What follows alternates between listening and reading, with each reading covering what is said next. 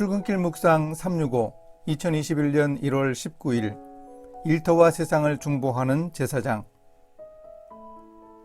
리치 마샬이 그의 책 왕의 사역에서 목회자나 평신도라는 용어 대신 제사장과 왕으로 대체하자고 제안합니다. 베드로가 우리의 정체를 가리켜 왕같은 제사장이라고 표현한 것과도 부합됩니다.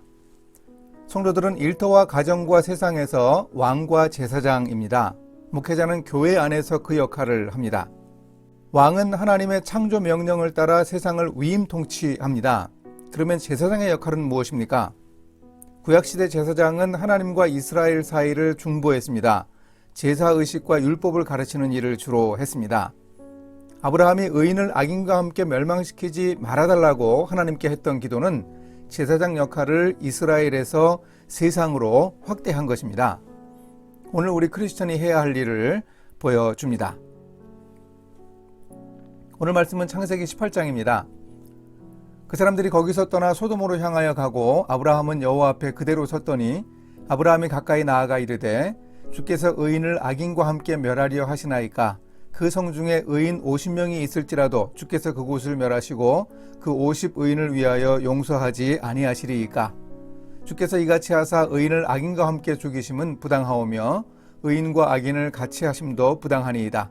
세상을 심판하시는 이가 정의를 행하실 것이 아니니이까 여호와께서 이르시되 내가 만일 소돔 성읍 가운데에서 의인 50명을 찾으면 그들을 위하여 온 지역을 용서하리라. 아브라함이 또 이르되 주는 노하지 마옵소서 내가 이번만 더 아뢰리이다. 거기서 10명을 찾으시면 어찌하리요 하시나이까 이르시되 내가 10명으로 말미암아 멸하지 아니하리라. 여호와께서 아브라함과 말씀을 마치시고 가시니 아브라함도 자기 곳으로 돌아갔더라. 창세기 18장 22절에서 26절, 32, 33절.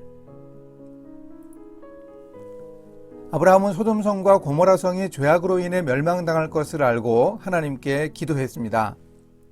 그 성 중에 의인이 있는데 함께 멸망시키면 하나님의 정의에도 어긋난다는 내용을 요지로 기도했습니다.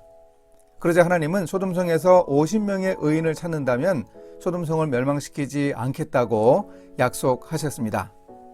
그런데 아무래도 그만한 의인을 찾기 힘들다고 판단했겠지요. 아브라함은 계속 기도하면서 숫자를 줄여 나갔습니다. 45명은 안 되겠습니까? 40명은요? 30명, 20명은 안 되겠습니까?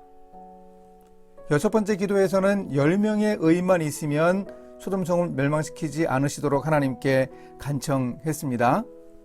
그런데 아브라함은 이왕 하는 기도인데 왜 마지막으로 한 번 더 기도하지 않았을까요?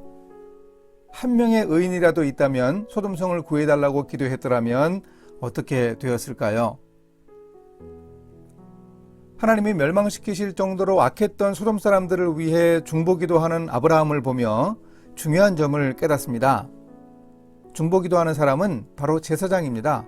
일터를 위해 중보하는 사람은 일터의 제사장입니다.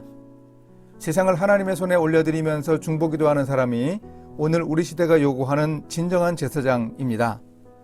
우리도 일터를 위해 중보기도 합시다. 세상을 위해 중보기도 합시다. 그리고 소돔성에 그렇게도 의인이 없었던 것과 오늘의 세상이 비슷한데 우리 자신이 세상과 일터에서 의인이 되어야 합니다. 이제 이렇게 실천하겠습니다. 저의 기도 제목은 얼마나 자신과 좁은 인간관계 영역 안에만 집중되어 있는지 돌아봅니다. 하나님과 거래하듯이 반복해서 깎으며 기도했던 아브라함의 안타까운 심정으로 저도 세상을 품고 중보기도 하겠습니다. 함께 기도하십니다. 죄인을 벌하시지만 인내하시는 하나님, 아브라함의 심정으로 일터를 위해 기도합니다. 사람들을 악에서 구해주시기를 기도합니다. 코로나19 바이러스로 어려움 겪고 있는 우리나라와 세계 사람들을 위해 기도합니다. 주님이 긍휼을 베풀어 주옵소서. 주님의 십자가 능력으로 은혜를 베풀어 주소서. 예수님의 이름으로 기도합니다. 아멘.